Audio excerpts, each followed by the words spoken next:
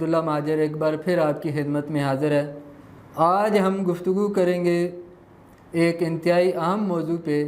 اور شاید کئی لوگوں کو ہماری یہ گفتگو پسند نہ آئے اور ناراضگی کا اظہار کریں، لیکن ہم پیشگی ان سے معذرت چاہتے ہیں۔ لیکن اس موضوع پہ بات کرنی میں ضروری سمجھتا ہوں، وہ ہے پاکستان تحریک انصاف اور جمعیت علماء اسلام کا آپس میں جھگڑا یا ایک دوسرے سے دوریاں، یا دوسرے لفظوں میں آپ یوں کہیں کہ عمران خان اور مولانا فضل الرحمان صاحب کی آپس میں اتنی زیادہ اور گہری اور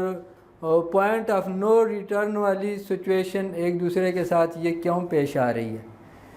اس کی وجہ کیا ہے؟ کچھ تو لوگ کہتے ہیں، جیسے سب سے پہلے جمعیت علماء اسلام کا موقف ہمیں بیان تو نہیں کرنا چاہیے، لیکن ان کی زبان سے جو ہم سنتے ہیں وہ یہ کہتے ہیں کہ یہ یہودی ایجنٹ ہے، یہ بے دین آدمی ہے، یہ رنگ رلیاں منانے والا اور شراب اور چرس پینے والا اور پتہ نہیں اور کیا کیا کیا جو بھی منہ میں آتا ہے وہ کہتے جاتے ہیں۔ یہ جمعیت علماء اسلام کے عمران خان پہ اعتراض ہیں، اور دوسری طرف سے عمران خان کے اس لیول کے تو اعتراض نہیں ہے کہ جن کو کوئی آپ بہت ہی ایکسٹریم لے جائیں۔ مطلب عمران خان تو زیادہ سے زیادہ یہ کہتا ہے کہ ہر حکومت کے ساتھ مولانا فضل الرحمان صاحب مل جاتے ہیں، یا وہ جو ان کو ڈیزل کا لقب دیا ہوا تھا اس کو وہ بار بار دہراتے ہیں۔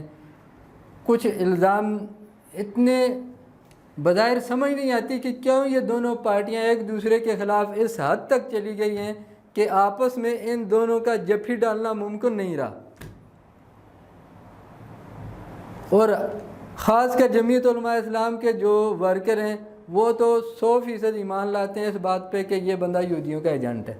بات ہی ختم ہو جاتی ہے۔ میرے خیال میں جو میں سمجھتا ہوں، مسئلہ یہ نہیں ہے کہ وہ یہودیوں کا ایجنٹ ہے، مسئلہ یہ بھی نہیں ہے کہ فضل الرحمان صاحب نے ڈیزل بیچا یا انہوں نے کرپشن کی، لسی پی، کچھ بھی، یہ بھی مسئلہ نہیں ہے۔ مسئلہ یہ ہے کہ جمعیت علماء اسلام ایک علاقائی جماعت ہے۔ یہ بات ذہن میں رکھیں، جمعیت علماء اسلام قومی جماعت نہیں،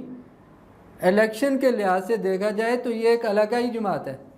چند سیٹیں کے پی کے مخصوص اضلاع، ڈیرہ اسماعیل خان، بنوں، لکی مروت، ایک آدھ ضلع اور ہوگا، یہ ان کے علاقے ہیں۔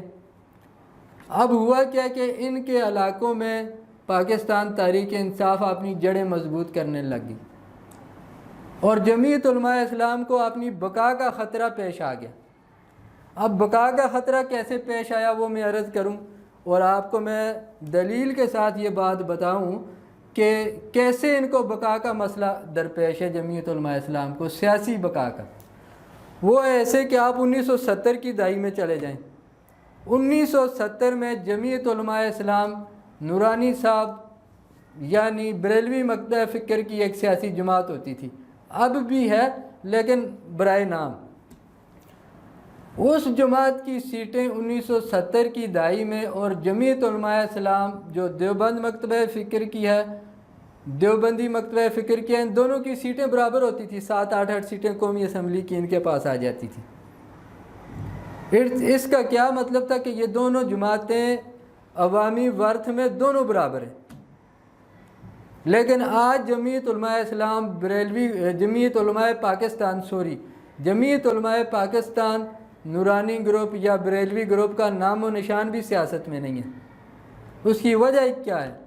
اس کی وجہ یہ بنی کہ 1970 کے بعد وہ جو ان کا مرکز تھا کراچی، وہ ان کے ہاتھ سے چلا گیا۔ اگلا الیکشن ہوا، پھر چلا گیا، پھر MQM صاحب والے تشریف لے آئے اور انہوں نے کراچی پہ قبضہ کر لیا، ان کا نام و نشان مٹ گیا۔ تو جمعیت علماء پاکستان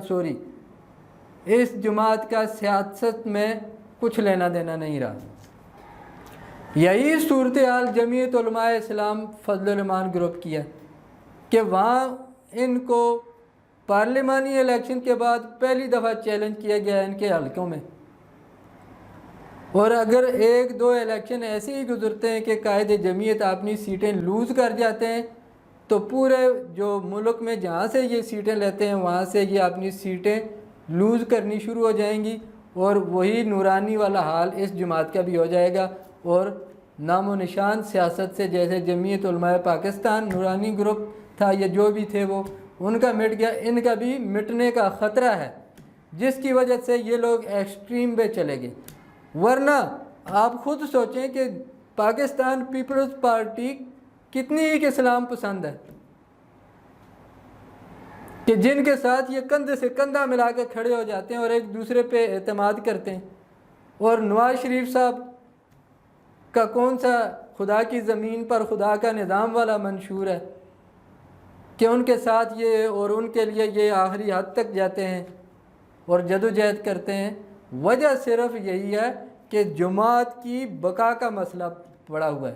اگر اگلا الیکشن بھی لوز کر جاتے ہیں، اسی طرح اس سے اگلا بھی کر جاتے ہیں، اٹس مین کہ پاکستان کی سیاست میں سے ان کا کام اور دوسرے لفظوں میں پتہ صاف ہو جائے گا۔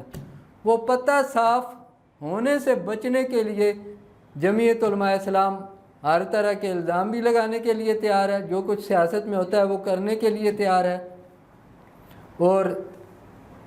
اگر سوچا جائے جتنے بھی آج تک الزام لگائے ہیں بظاہر جمعیت علماء اسلام نے، کئی علماء نے فتوی بھی جاری کیے کہ ان کو ووٹ دینا یہودیوں کو ووٹ دینے کے مترادف ہے، لیکن اگر اس کو دیکھا جائے کہ عوام میں اس کا 0% بھی افیکٹ نہیں ہوا، لوگوں نے نہیں مانے وہ فتوی، کیونکہ لوگوں کو کچھ حقیقت نہیں نظر آئی۔ لوگوں کو یہی نظر آیا جیسے پیپلز پارٹی ہے، جیسے پاکستان مسلم لیگ ہے، ایسے ہی پاکستان تحریک انصاف ہے۔ وہی لوگ پہلے ادھر تھے، ادھر آگے ادھر چلے گئے، اور 3 سال حکومت ان کی کو ہو گئے ہیں۔ یہاں ہمیں تو کوئی فرق نظر نہیں آیا، مہنگائی کا فرق نظر آیا ہے، اس کے علاوہ ہمیں کوئی فرق نہیں آیا کہ نون لیگ میں اور پیپلز پارٹی میں کوئی یہودیوں کی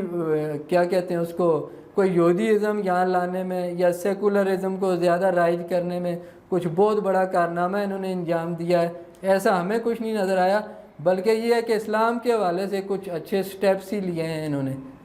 تو مختصراً عرض کرتا ہوں کہ جمعیت علماء اسلام فے گروپ کے اور پاکستان تحریک انصاف کا جھگڑا جو بتایا عوام کو نہیں جاتا، لیکن حقیقت میں جھگڑا یہ ہے کہ جمعیت علماء اسلام کی بقا کا مسئلہ ہے۔ جس طرح پی ٹی آئی نے کے پی کے میں اپنی جڑیں گاڑ دی ہیں، اگر 1-2 الیکشن انہوں نے اسی طرح کنٹینیو کیا، یہ سیٹیں لوز کرتے گئے، اور یہ بھی جس طرح نورانی گروپ 1 سیٹ پہ آ گیا تھا، اگر یہ بھی اسی 1 سیٹ پہ آ جائے تو ان کی بھی ورث ختم ہو جائے گی۔ اسی کے ساتھ آج کی نشست کا اختتام کرتے ہیں، دوبارہ ملاقات ہوگی ایک نئے موضوع کے ساتھ، تب تک کے لیے اپنے میزبان عبداللہ مہاجر کو اجازت دیجیے۔ اللہ حافظ، اللہ نگہبان، فی امان اللہ، السلام علیکم۔